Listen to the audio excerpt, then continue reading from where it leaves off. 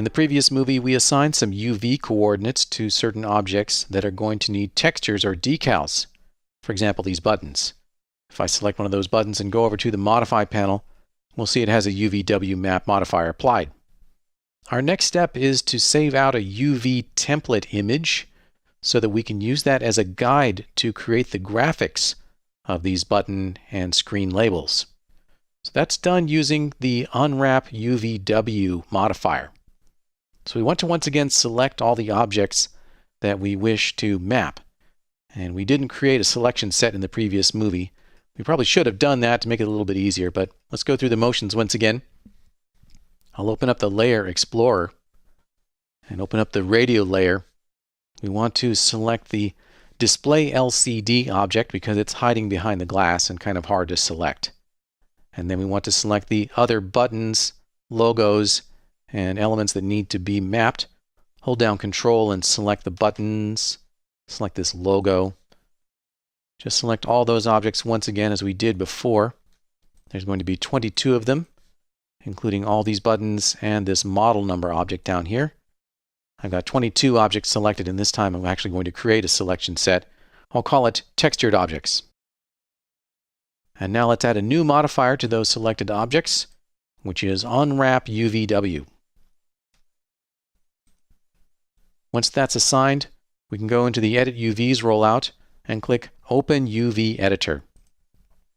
And what we see is a layout of the UVs for all the selected objects.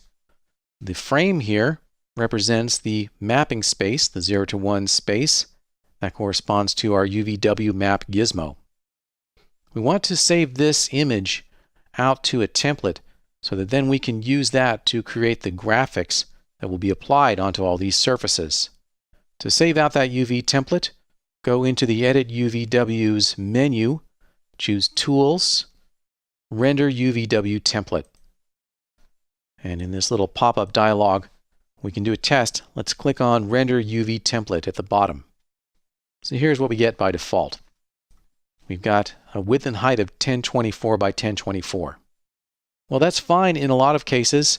In this case, however, because I want to be using vector art, that adds a little bit more complexity to this. Basically, vector programs work with pixels per inch, and I need to know how many pixels to plug in to the width and height here to correspond to a particular real-world scale. In this case, a 10 centimeter square, which represents the total area here. All right, so I'll close this window. To calculate the pixel values, we can use a handy tool. It's called the Print Size Assistant. We can go into Rendering, Print Size Assistant, and within here, we're working in millimeters or metric, so let's choose millimeters.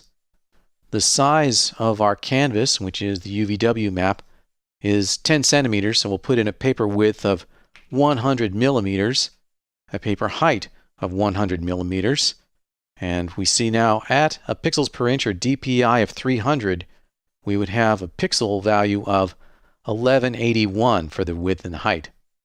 Well, that's not really going to be good enough to resolve the lines in the UVW template with much accuracy. So I'm going to increase this up to 600 pixels per inch. And that means we're going to have a corresponding pixel width and height of 2362.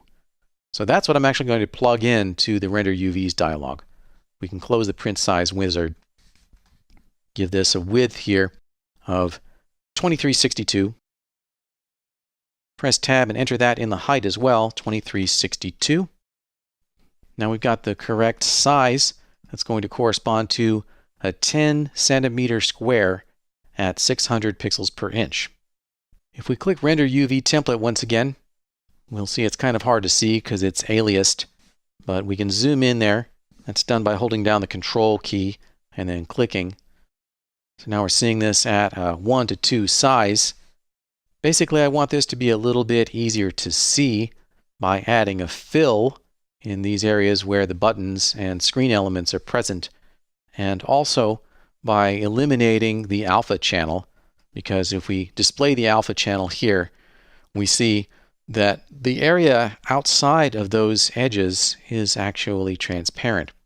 That's actually going to make it harder for us in an illustration program.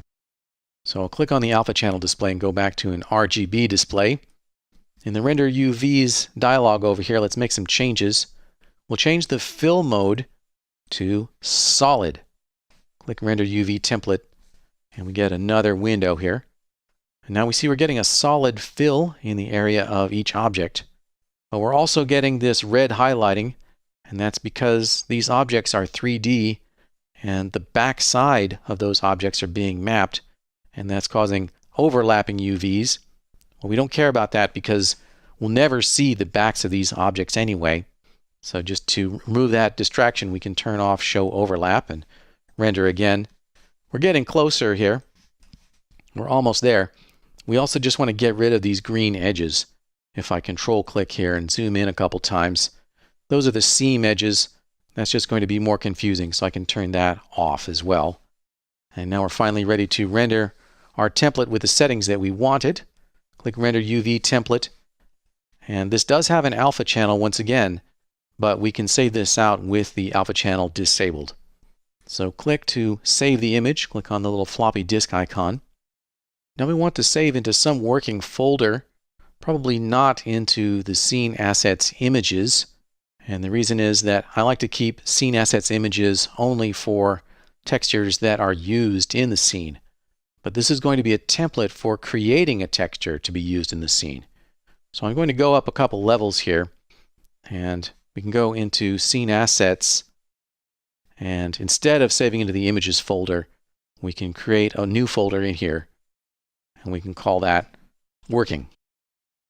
Go into that folder, and then save the file name. We'll call it UV Template, and the type we'll choose PNG or Portable Network Graphics. Go into the Setup. You might need to click the Setup button twice, and we want 24 bits with no alpha. Click OK, and click Save. Now that's been saved, and we can check that. We can go to the File menu and choose View Image File. And here's our file, uvtemplate.png. Open that up, and we can see that it has no alpha. If we choose the alpha channel, it's totally opaque, and that's exactly what we wanted. So now that's suitable for using in another program such as Photoshop or Illustrator in order to create all the graphics that we need. That process is really out of scope for this tutorial. We're only dealing with what we can do in 3ds Max. But your basic process is you're going to bring that UV template into an image editor such as Photoshop in order to create the button and screen graphics based upon the template. If you do work in a resolution-independent program which deals with vector images, such as Illustrator, you'll want to interpret this PNG file as having a pixels per inch of 600, and you don't want to resample the pixels. Okay, so once again, we're not going to go through that whole process in Photoshop and Illustrator or any other image editing program. We're just going to skip forward to the stage at which that image has been already created. But that's how to save out a UV template in preparation for creating texture maps.